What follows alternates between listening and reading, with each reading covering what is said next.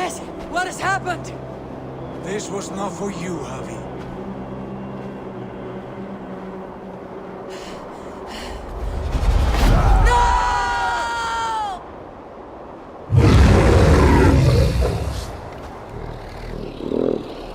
Like Assassin's Creed Odyssey and Origins before it, Assassin's Creed Valhalla continues the series' trajectory into a full-fledged open-world RPG. Though Ubisoft has dug up some of its stealth action roots to make that style more appealing, Valhalla's focus is on the absolutely massive recreation of Dark Ages England, brought to life with stunning beauty and a level of detail I've rarely seen. And it's been an impressive showcase for the Xbox Series X, playing in 4K and a near constant 60 frames per second. You have to put up with some new progression system ideas that don't quite deliver, and an abundance of bugs, but there's a staggering number of things to do, explore, and discover in and around Valhalla's more atmospheric storytelling.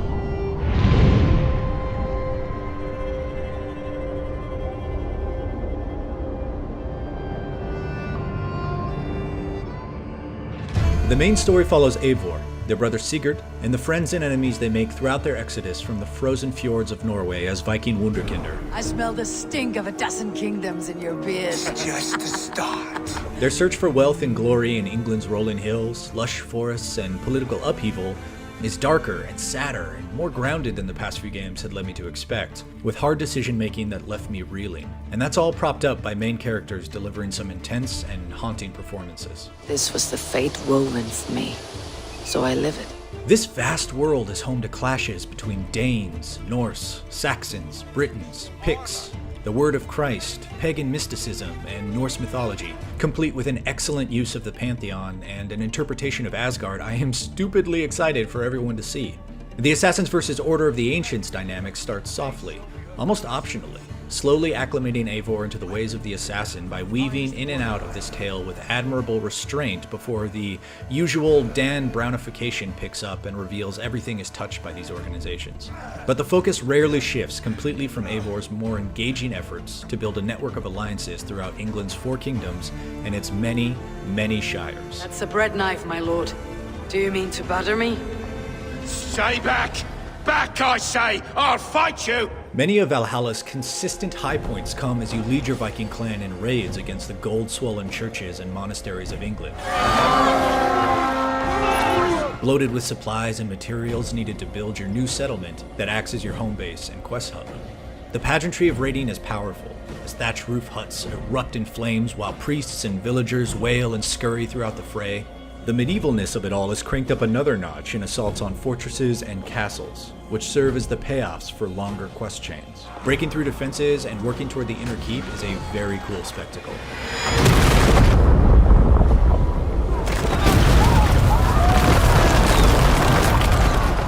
And oh my god, are these places incredible to behold. I know it's common to gush over a big Ubisoft open world, but Valhalla might be its most gorgeous and detailed yet. I've regularly forgotten what I was doing when I turn a bend in a snaking river and get blasted by the golden sun, or the clouds and mist roll across its swamps and forests and the lingering bones of the Roman Empire. It's absolutely stunning on the Xbox Series X. And it's not just for show. I shot a fox from what seemed like a mile away thanks to incredible draw distances. And it's unbelievable to me that load times are virtually non-existent when the fidelity is this high.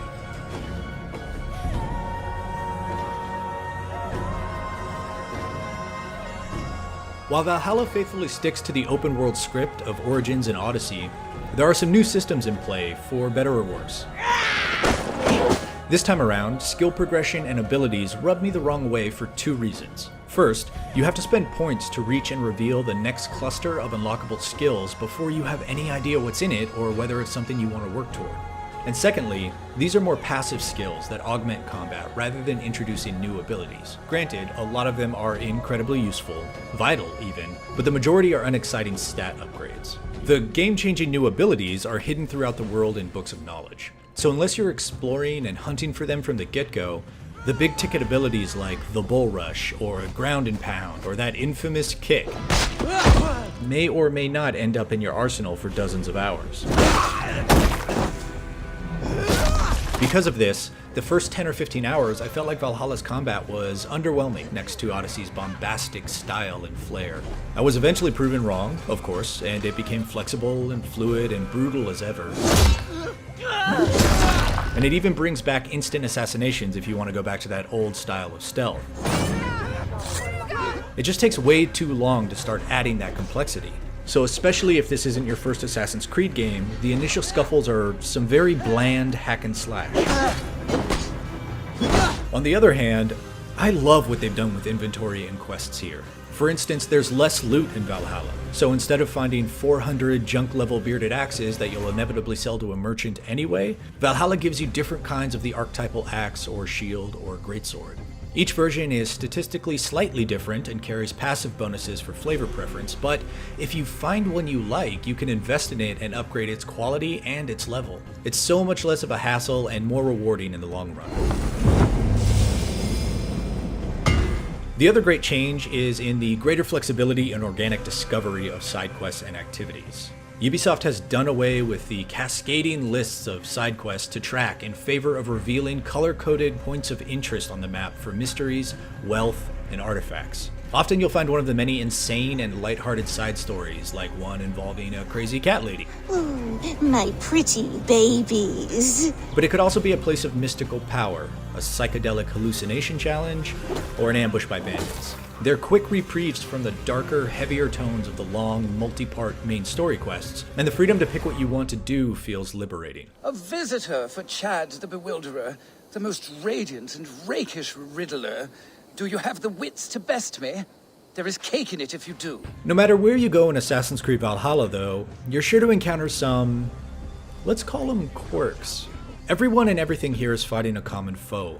A large number of bugs and technical hiccups that span the spectrum of hilarious, annoying, frustrating, and downright broken. I've run into a half-dozen hard crashes like this, breakable items that are anything but, staircases that had one job, enemy AI that is odd, nitro-powered rowboats, David Blaine, quests that get stuck for one reason or another, HUD elements that overlap or stay on screen, enemies that inexplicably regain health, and the ability to survive any fall as long as you attack on the way down, among others.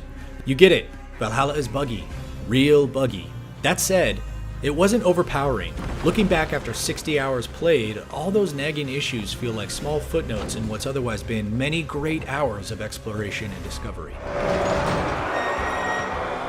Assassin's Creed Valhalla is a big, bold, and ridiculously beautiful entry to the series that finally delivers on that much-requested era of the Viking and the messy political melting pot of England's Dark Ages. It walks a fine line between historical tourism, top-shelf conspiracy theory, and veiled mysticism against the backdrop of a grounded, focused story. Fresh takes on the series' established loot and quest systems help to keep things fluid and nuanced, though progression could use some refinement. There's also a bigger than usual horde of bugs and blemishes to contend with from start to finish. But while it may not be the most stylish or polished, its rugged and brutal look at the muddy business of Scandinavian expansion is as memorable and dense as an Assassin's Creed has ever been, and it makes great use of the new consoles. For more on Assassin's Creed Valhalla, check out the first minutes of gameplay in 4K 60 frames per second on Xbox Series X, and watch our guide to the 9th century Britain. And for everything else, stick with IGN.